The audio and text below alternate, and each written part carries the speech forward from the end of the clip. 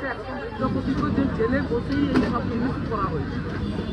ওদিকে জঙ্গি যে ধরা পড়েছে তারা জেলে বসেই এই সব করেছিল। পশ্চিমবঙ্গ জঙ্গিদের হাতে চলে গেছে, এটা আমরা বারে বারে বলেছি। কারণ এখানে যে সরকার চলছে সেই সরকার জঙ্গিদের সরকার চলছে। এই সরকার সম্পূর্ণভাবে জঙ্গিদের মদত দেওয়ার সরকার চলছে এবং এই সরকারি দলের একাধিক মন্ত্রী তারা হলেন এই সরকারের মুখ। এবং এই দল একটা সময় নিষিদ্ধ সংগঠন সিমির ইমরানকে পাঠিয়েছিল রাজ্যসভায়, এবং পিএফআই তার যে নিষিদ্ধ সংগঠন তার শামশেরগঞ্জের প্রোগ্রামে ফারাক্কার তৃণমূল এমএলএ যোগ দিয়েছে। এবং সম্প্রতি দুদিন আগে মুর্শিদাবাদের যে বোমা বিস্ফোরণ হয়েছে ফরিদ শেখ, আমি সোশ্যাল মিডিয়ায় দিয়েছি, দেখবেন 1 জানুয়ারি তৃণমূল কোম্পানির যে প্রতিষ্ঠা দিবস, সেই প্রতিষ্ঠা দিবসে ওখানকার যিনি চেয়ারম্যান পৌরপ্রধান ইন্দ্রজিৎ বাবু তার সামনে দাঁড়িয়ে পিসি জিন্দাবাদ, ভাইপো জিন্দাবাদ বলছিলেন। দাদা, মহানন্দা দখল করে বালি চুরি এবং অবাধে লুট চলছে। কোনো নদীর অস্তিত্ব নেই, শুধু মহানন্দা কেন, আপনি সুবর্ণরেখা, কাঁসাই, এই যে রামনগরে বসে আছেন, দেপালের পর থেকে বাধিয়া পর্যন্ত লুট আর লুট। এখানে বিলার বালি র্যাকেট, তার সঙ্গে জিহাদি এবং পুলিশ ও তৃণমূলের নেতারা যুক্ত। কোথাও এই কাছে সুবর্ণরেখা, আপনি যান এখান থেকে শুরু করে আপনি একদম অজয় দামোদর পর্যন্ত বিস্তীর্ণ এলাকা দক্ষিণবঙ্গের কোনো নদীর অস্তিত্ব নেই। তমলুকে হাত দিয়েছিল, জনগণ তাড়া করতে পালিয়েছে কয়েকদিন আগে। সব জায়গায় একই জিনিস চলছে। মালদার কাউন্সিলরকে কৃষ্ণ চৌধুরী গোয়েন্দাদের ব্যর্থতা বলছেন। মালদায় কাউন্সিলর খুনে গোয়েন্দার ব্যর্থতার কথা বলছেন কৃষ্ণ চৌধুরী। গোয়েন্দা যদি ব্যর্থ হয় কেন, আমি তো সিবিআই তদন্তের দাবি করতে বলছি। ও রাজ্য সরকার চাইলে সিবিআই কে তো ট্রান্সফার করতে পারে, কোর্টে যাওয়ার তো দরকার নেই।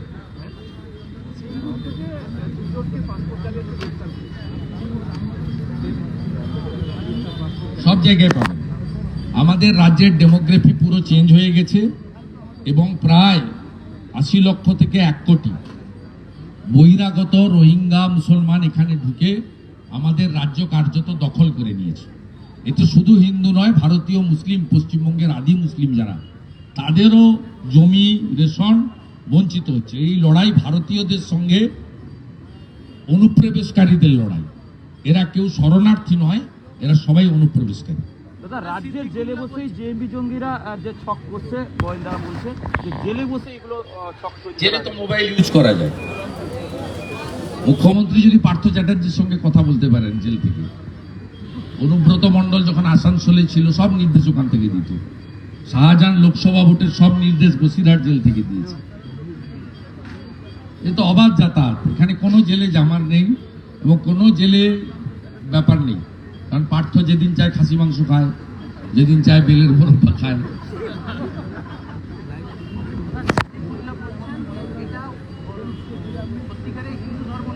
সনাতন ধর্ম পরিবর্তন করেন ঈশ্বরচন্দ্র চট্টোপাধ্যায়। এখন রূপান্তরকারী হিন্দু ধর্ম প্রচার চলছে বাংলায়। রূপান্তরকারী উনি আমাদের ধর্ম সম্পর্কে বলার অধিকার ওনার নেই। ওনার ধর্ম সম্পর্কেও যেমন আমাদের যতটুকু জানি তার বাইরে বলা উচিত নয়। আমরা কখনোই বলি না, কারণ আমরা স্বামীজির শিষ্য। তিনি শিখিয়ে গেছেন নিজ ধর্মে আস্থা রাখো, অপর ধর্মকে শ্রদ্ধা করো। উনি এই ধরনের কথাবার্তা বলে হিন্দু ধর্ম, হিন্দু সমাজকে আক্রমণ করছে। হিন্দুরা অত্যন্ত সংযত, শান্ত। আমি যদি এই কথাটা ওনার ধর্ম সম্পর্কে বলতাম, এখন 25টা বিক্ষোভ মিছিল বেরোতো, 30টা থানায় গিয়ে ফেলবে। পশ্চিমবাংলার হিন্দুরা তারা অন্তত বুঝতে শিখুন। 39% ভোট তো আমাদের দিয়েছেন। একটা বড় অংশের হিন্দু ভাতার লোভে বা অন্য কোনো কিছুর লোভে ভোট অন্য জায়গায় দিচ্ছেন। বিজেপি শাসিত রাজ্যে তো ভাতা বন্ধ হয়নি, ভাতা বেড়েছে। এখানে যেটা 1000 টাকা পাওয়া যায়, মহারাষ্ট্রে সেটা 2100 টাকা দেয়, হরিয়ানাতে 2100 টাকা দেয়। এখানে যেটা 1000 টাকা দেয়, মধ্যপ্রদেশে সেটা 3000 টাকা দেয়। এখানে যেটা 1000 টাকা দেয়, সেটা অসমে আমরা 2500 টাকা দিই। কিন্তু সর্বোপরি এই রাজ্যে আমাদের মানে অস্তিত্ব রক্ষার লড়াই। একজন মন্ত্রী নিজে বলছেন 33% হয়ে গেছে, সংখ্যাগরিষ্ঠ হতে হবে। সিদ্দিকুল্লাহ চৌধুরীর বক্তব্যের তীব্র নিন্দা করছি এবং সনাতনীদের বলবো সিদ্দিকুল্লাহ চৌধুরীর নামে এই বক্তব্যের ভিডিও সংগ্রহ করে অবিলম্বে বিভিন্ন থানায় এফআইআর করুন এবং আমি অন্তত প্রতিবাদে নামব। যেমন ফিরহাদ হাকিমকে বিধানসভার ভিতরে হাতে গীতা নিয়ে ক্ষমা চাইনি, দুঃখ প্রকাশ করিয়েছিলাম। সিদ্দিকুল্লাহ চৌধুরীর এই হিন্দু ধর্ম সম্পর্কে যে ব্যাখ্যা, অপব্যাখ্যা, তার বিরুদ্ধে আমরা রাস্তায় নামবো, প্রতিবাদ করব এবং আমি হিন্দু সমাজকে বলছি ওনার নামে বিভিন্ন থানায় এখন যাওয়ার দরকার নেই, নতুন বিএনএস এর নিয়ম অনুযায়ী মেল করে এফআইআর করব। বাংলাদেশের সেনাবাহিনীর যুদ্ধ মহড়া ঘুরে দেখলে নিয়ে নিচ্ছে, কি বলবেন?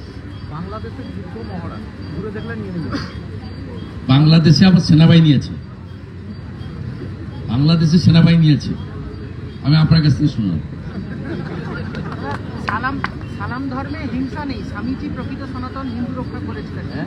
সালাম ধর্মে হিংসা নেই, স্বামীজি প্রকৃত সনাতন হিন্দু ধর্ম রক্ষা করেছিলেন। বাংলা ভাষা ভেঙে দেওয়ার চেষ্টা করছেন 29 কোটি। কে বলছে এই কথাগুলো?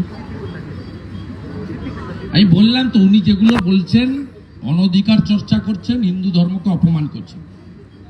উনি স্বামী বিবেকানন্দের বক্তব্যের অপব্যাখ্যা করছেন। স্বামী বিবেকানন্দ অনেকবারই বলেছেন, গর্ব করে বলো আমি হিন্দু। স্বামীজি গেরুয়া বসন পরতেন, এরা গেরুয়া মুছে ফেলতে চায় বাংলা থেকে। মমতা ব্যানার্জি সরাসরি দাঁড়িয়ে দাঁড়িয়ে গেরুয়াকে আক্রমণ করেন। ভারত সরকার সমস্ত স্বাস্থ্য কেন্দ্রকে মেটাল কালার করতে বলেছিল বলে মমতা ব্যানার্জি একটা হসপিটালকেও মেটাল কালার করেন। উনি কি স্বামী বিবেকানন্দ সম্পর্কে জানেন? উনি অপব্যাখ্যা করছেন, উনার ঔদ্ধত্যের পরিচয় দিচ্ছেন। যেহেতু এখানে মুসলিম লীগ 2 সরকার চলছে, এই কথাগুলো উনি বলতে পারছেন। এটা যদি রাজস্থানে বা উত্তরপ্রদেশে বলতেন, ওকে এতক্ষণে শ্রীঘরে টেনে তুলে নিয়ে যেত। আমরা ব্যবস্থা নিচ্ছি, জানেন। রাজ্যের মাধ্যমিক ড্রপ আউটের শতাংশ কার্যত 12 ড্রপ আউট। মাধ্যমিক পড়বে কেন, পড়াবে কেন?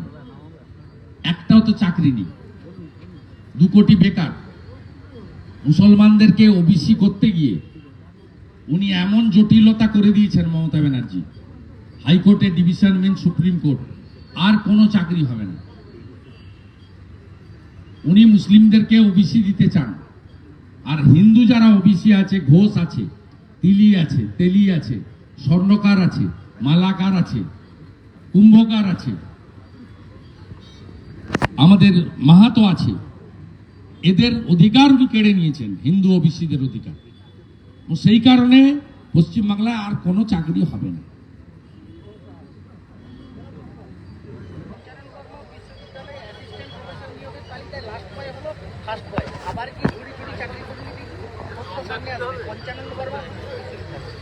কুকুরের ল্যাচকে যেমন সবাই মিলে, আমরা আজকে কয়েক হাজার লোক ছিলাম, আমরা যদি কুকুরের ল্যাচকে সবাই ধরে টানতাম, ল্যাচ হয়তো ছিঁড়ে যেত, কিন্তু সোজা হতো। এক টুকরো কয়লাকে আপনি বাড়িতে নিয়ে গিয়ে আজকে সারা রাত্রি দুধে সিদ্ধ করুন, সকালবেলা উঠে দেখবেন কয়লা কালোই থাকে। তৃণমূল মানে তৃণমূল মানে তৃণমূল মানে তৃণমূল মানে তৃণমূল মানে তৃণমূল মানে নিতাই স্যারকে জিজ্ঞেস করে আসুন, পিডাব্লিউডি জমি বিচে ঝেড়ে দিয়েছে এখানে টাকা।